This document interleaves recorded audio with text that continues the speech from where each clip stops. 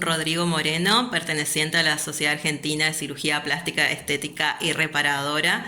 Estamos hablando del mundo de las cirugías, un tema tan actual y con mucha repercusión, sobre todo en los casos de mala praxis, como conocimos el de Mariano Caprarola, Silvina Luna, solamente unos ejemplos.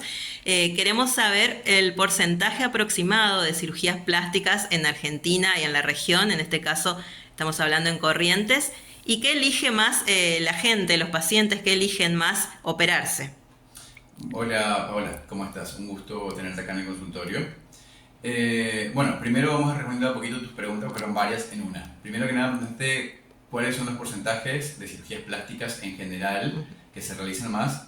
Y yo te voy a hablar fundamentalmente de nuestro medio de Corrientes y del NEA, que es el medio en el que me desempeño, porque por ahí también hay algunas pequeñas diferencias según estemos hablando de, por ejemplo, Capital Federal o el resto del país. En general, en nuestro medio lo que más se realiza son las cirugías mamarias, ¿sí? Y dentro de lo que yo hago particularmente también, dentro de cirugía mamaria, estamos hablando de la cirugía reconstructiva mamaria, porque es a lo que en realidad me dedico con más énfasis, digamos, ¿sí? Y dentro de la cirugía corporal, que también forma parte de estas cirugías plásticas, lo que también por ahí yo tengo más solicitud de las pacientes son las cirugías del contorno corporal, las lipoabdominoplastias, es decir, liposucción y dermolipectomías. En estas cirugías nosotros a veces combinamos, además del tratamiento de los acúmulos grasos y el tratamiento de la flacidez abdominal, tratamos a veces también algunas deficiencias que pueden existir en la pared abdominal, llámese hernias, eventraciones, diastasis de rectos. La diastasis de rectos es la separación anormal que existe en los músculos rectos abdominales después de los embarazos y que tienen que ser reparadas quirúrgicamente. Eso en cuanto a lo que es más frecuente en mi contexto, digamos, ¿sí? Después también lo que realizamos, pero quizás con tanta frecuencia, son las cirugías faciales, como por ejemplo las rinoplastías, las blefaroplastías, lifting faciales, la cirugía de rejuvenecimiento facial, y eso es fundamentalmente en cuanto a cirugías estéticas. Y cirugías reconstructivas, que también forma parte, como te decía antes de comenzar la nota, que la cirugía reconstructiva es el pilar quizás más importante, pero no tan conocido de la cirugía plástica. Lo que más realizamos fundamentalmente son reconstrucciones mamarias o la reparación que puede ocurrir después, por ejemplo, de la resección de un tumor maligno de piel, que habitualmente dejan heridas complejas y que tienen que ser reparadas con colgajos plásticos. ¿Qué tipo de cirugías eligen más las mujeres, aparte de las lolas, que es la clásica, y qué eligen más los hombres? Bueno, en general las mujeres están, ya como dijiste primero, el ranking, las mamas, ya sea aumento, sea disminución, sean levantamientos, o sea, acomodarlas en su lugar nuevamente. Lo que le sigue en frecuencia, en mi caso, son las lipoabdominoplastias. No solo liposucción, sino que lipoabdominoplastia, que es lo que te dije anteriormente, la combinación de lipoaspiración con una dermolipectomía. Eso sería la siguiente en frecuencia en cuanto a mujeres. Y en hombres, los hombres habitualmente consultan o por rinoplastías o por blefaroplastías, párpados que por ahí pueden ser un poquito más caídos. Esto en cuanto a lo que es cirugía plástica. Sí, pero también tenemos los otros procedimientos accesorios a la cirugía plástica y que no son cirugía, que son los procedimientos estéticos, como por ejemplo el Botox, el ácido hialurónico, que hoy por hoy están ganando también en, quizás, si uno cuantifica el número de intervenciones estéticas y compara las cirugías versus las que no son quirúrgicos, hoy por hoy están ganando terreno las no quirúrgicas, es decir, por ejemplo, el tratamiento del nariz con rinomodelación con ácido hialurónico, por ejemplo, o lo que nosotros llamamos como armonización facial, que es tratar de dar equilibrio en el rostro utilizando rellenos permitidos, como por ejemplo el ácido hialurónico o la hidroxiapatita de calcio. Esos son los procedimientos estéticos que también hoy por hoy en frecuencia están ganando a la cirugía plástica, pero que no forman parte de la cirugía plástica. Y me estaba hablando de lo permitido y hablamos también, estuvo muy de moda lamentablemente lo no permitido con este caso resonante de la modelo Silvina Luna. ¿Usted cree que hay intrusismo médico en cuanto a ese tipo de cirugías? Siempre hubo, sigue habiendo. El tema es que ahora con todo esto salió más a la luz, digamos, ¿sí? O sea, ahora es más evidente que existe este tipo de situaciones, pero el intrusismo médico ya viene de hace muchos años atrás, no es solamente del cirujano del que todos estamos acostumbrados a escuchar últimamente, remontándonos a años atrás. Incluso habrás escuchado alguna vez que habían, por ejemplo, enfermeras que hacían procedimientos estéticos o de cirugía plástica, inclusive, por ahí mucho no en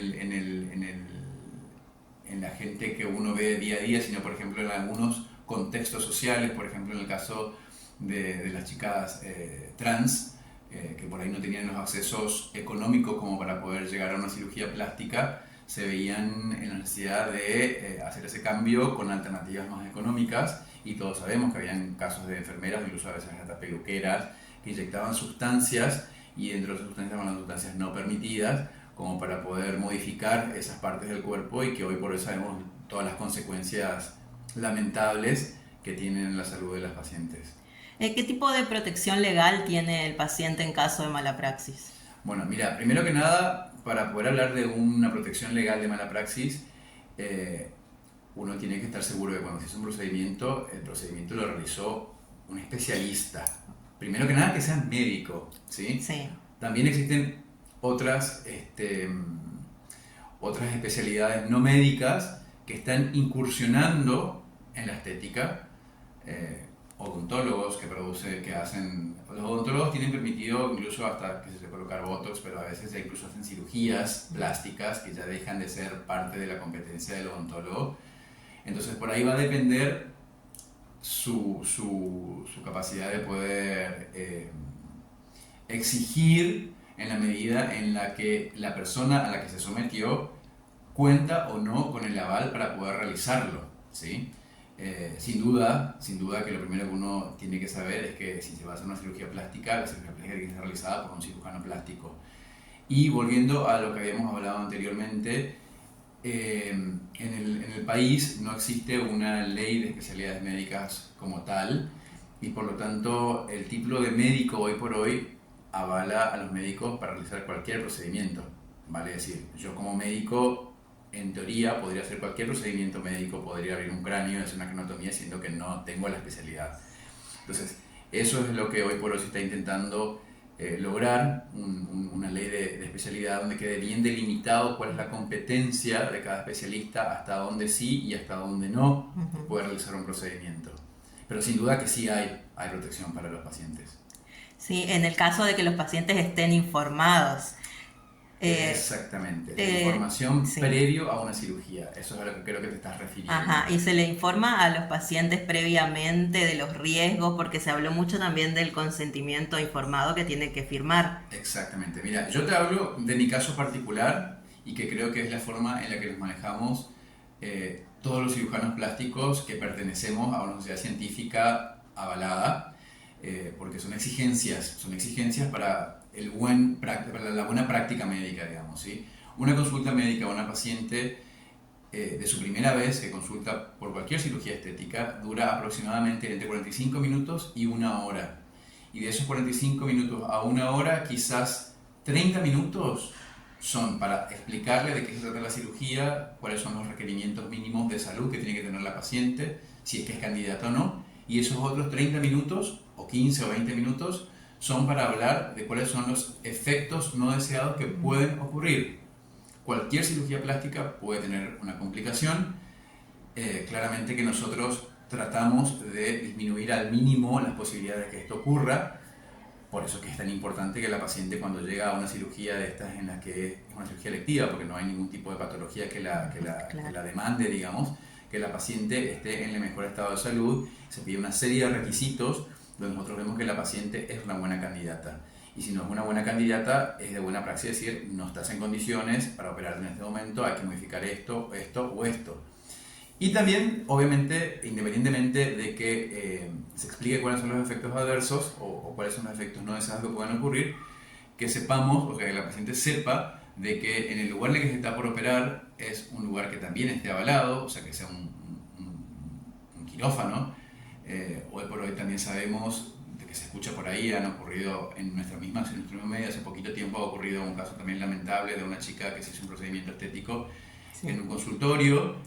Me estoy refiriendo específicamente a lo que, como muchos lo conocen como MELA, como mini extracción lipídica ambulatoria, justificando de esta manera una liposucción que hacen en un consultorio, pero no deja de ser una cirugía invasiva, porque por más que sean cánulas pequeñas las que se introducen, esa cánula se va distribuyendo y se va moviendo dentro del cuerpo, generando un traumatismo que puede generar alguna complicación.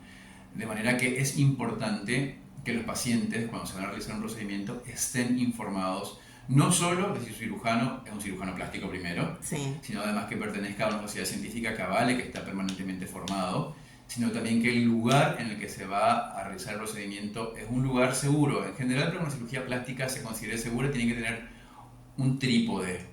Ese trípode está formado por el cirujano plástico, que sea certificado, un procedimiento en el que el paciente tenga conocimiento exhausto de qué es lo que se va a realizar y cuáles son las posibles complicaciones, y que el lugar en el que se realice sea el lugar idóneo y adecuado y que reúna todas las características. Sí, y los pacientes se informan, eligen informarse, por ejemplo, preguntan la matrícula profesional o a qué colegio médico pertenece. No, la mayoría, en mi caso particularmente, no. Yo creo que fueron 2 o 3 en los años de carrera que llevo que alguien me pregunta mi matrícula o me pregunta si es que estoy asociado a alguna sociedad.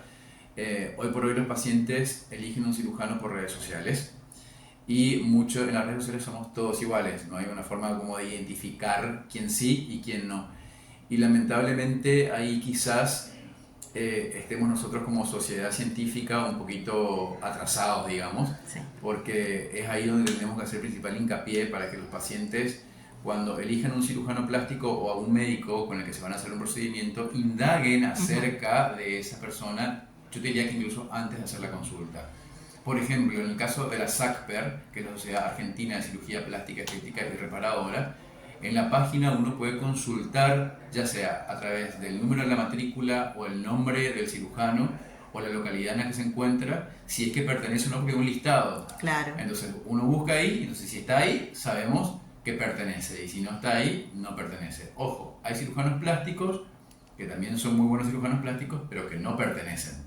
Pero bueno, por lo menos saber que el cirujano plástico que no pertenece a la sociedad es un buen cirujano plástico y que es cirujano plástico. Sí. Eso es como fundamental. Entonces, lamentablemente no se informa mucho el paciente. Lamentablemente los pacientes mucho no ahondan en esa parte, no ahondan en ese detalle. Hay que hacerle estudios previos, como usted me decía también, si se sabe si es candidato o no a la cirugía, análisis clínicos. Cualquier cirugía que implique anestesia, ya sea o una sedación o una anestesia general, como la mayoría de las cirugías que hacemos nosotros, pedimos siempre un análisis de orina y sangre, un análisis completo, ¿sí? Donde vemos que no haya ningún proceso infeccioso activo, donde vemos que no haya una anemia. Muchas cirugías, como por ejemplo las liposucciones, son anemizantes, o sea, disminuyen un poquito los valores de glóbulos rojos. Entonces es importante que la paciente no esté anémica, que no esté cursando ninguna infección. Hacemos una valoración cardiovascular, o sea, un cardiólogo tiene que verlo y tiene que asegurarnos de que no tiene ningún tipo de patología que incremente el riesgo, porque es una anestesia general o una sedación. Habitualmente evaluamos una función respiratoria en los casos, sobre todo de los pacientes que son fumadores, y en el caso de los pacientes que no son fumadoras, por lo menos una radiografía de tórax, a fin de ver que los pulmones no tengan ningún tipo de patología que necesite ser tratada previamente. Y después, dependiendo de qué zona sea la que vamos a tratar, también pedimos estudios específicos. Por ejemplo, si vamos a hacer una cirugía mamaria y la paciente tiene, 28 años, es poco frecuente que la paciente ya cuente con un estudio de imágenes a los 28 años. Sin embargo, nosotros pedimos previamente por lo menos una ecografía, porque a los 28 años una mamografía mucho no puede aportar como información, pero sí una ecografía, a fin de ver que esa mama esté bien, digamos, ¿sí? O, por ejemplo, si es una cirugía abdominal, por ejemplo, una lipoabdominoplastia, se pide habitualmente una ecografía de paraabdominal de partes blandas, a fin de evaluar cómo está ese abdomen. ¿Estudios odontológicos también son necesarios? No, los estudios odontológicos nosotros no lo pedimos nunca de rutina para una cirugía plástica. Sí, y si se le dice que no y el paciente va a otro lado, ¿eso ya depende de la ética profesional? Siempre ocurre que eso puede ocurrir, que el paciente busca de cirujano a cirujano hasta el que le dice que sí a lo que quiere. A ver, por ejemplo, las lipoabdominoplastias, es frecuente, en mi caso particularmente, que por ahí vengan pacientes que pretendan o intenten lograr un descenso de peso con una lipoabdominoplastia. La lipoabdominoplastia no es una cirugía para bajar de peso, es una cirugía para modelar el cuerpo. Entonces nosotros tenemos un índice de masa corporal que es una relación que hacemos entre la altura de la paciente y su peso y que nos determina si la paciente es candidata o no para una lipoabdominoplastia. En general, cuando la paciente tiene un índice de masa corporal por encima de 30, no es una candidata. Hace poquito tuve una paciente que consultó por eso y tenía un índice de masa corporal de 35. En esos casos yo lo que hago es explicarles que la cirugía se la puede realizar, pero no en este momento, necesitamos que baje de peso. Le decimos, bueno, en el caso de ella tenía que bajar unos 12 kilos, baja esos 12 kilos, que puede hacerlo o con un nutricionista o ella sola, y una vez que baja de peso y logramos estar dentro del rango seguro, se realiza el procedimiento. Eso es la manera en la que yo me manejo. Puede ocurrir que la paciente vaya a otro cirujano y le pueda decir que sí. Puede salir bien o puede no salir bien. En ese caso podría trabajarse en conjunto también con equipos, aparte de nutricionistas, de psicólogos, por ejemplo. En general, la cirugía plástica está muy relacionada con especialidades que tengan que ver con la psicología, digamos. Y de hecho nosotros en nuestra formación tenemos materias o asignaturas que tienen que ver con la evaluación de la psiquis del paciente. Habrás escuchado hablar alguna vez de la dismorfofobia, Sí. Que por ahí tiene que ver con pacientes que no tienen un problema estético real o demasiado importante y que para ellos les genera gran malestar. Entonces, en esos casos particulares, las pacientes, cuando logramos identificarlas, deberíamos, y te digo deberíamos porque no es fácil decirle a una paciente que viene a consultarte por la nariz, decirle, mira, Que vaya al psicólogo. al psicólogo. Sí. Lo ideal sería eso, pero no es tan fácil en la práctica poder realizarlo porque por ahí algunos pacientes lo pueden tomar a mal inclusive. Sí, sí, sí. Leí una entrevista, usted hacía mención a la SACPER, que el presidente habló hace poco y dijo que existe un abandono total del Estado en estos controles, por ejemplo, en sustancias prohibidas en estas prácticas. Bueno, hoy por hoy sabemos que la ANMAT es el ente que se encarga en nuestro país de decir qué está permitido y qué no está permitido, ¿sí? Se está trabajando en eso, la Sociedad Argentina de Cirugía Plástica está trabajando en eso justamente para que haya un control más estricto. No sabría si es un abandono total o no, eso la verdad que escapa a lo que yo te pueda llegar a decir. Pero particularmente a lo que vos estás refiriendo con el tema de lo que viene toda esta nota, que es con el tema del metacrilato. Sí. El metacrilato en su momento estuvo permitido para la utilización médica, pero en cantidades muy pequeñas y específicamente para, cuando usábamos como rellenos, era para rellenos dérmicos profundos y solamente faciales. O sea, estamos hablando de viales, jeringuillas que vienen de 1 mililitro. 1 mililitro es casi, te diría que nada, ¿sí? Y se colocaban en un plano profundo como rellenos permanentes, sobre todo cuando uno tenía que reparar algún defecto óseo, por ejemplo, que se una pequeña deformidad en el ángulo mandibular, en el pómulo. Entonces, en esos casos estaba permitido como un elemento seguro. Ahora, cuando ya los médicos o la persona que utiliza deja de utilizar la forma en la que está recomendada, es donde pueden surgir las complicaciones. Mucho se dijo de que lo que se le había colocado a esta modelo era el metacril en los glúteos, y la verdad que nadie sabe si es que eso realmente era metacril, porque para que vos te des una idea, una jeringuita de 1 mililitro, hoy por hoy estaríamos hablando de unos 150.000 pesos, ya no se comercializa igual acá en el país, pero más o menos 150.000 pesos, una jeringuita de 1 mililitro, y para un glúteo necesitas por lo menos 250 mililitros para un glúteo, no los dos glúteos.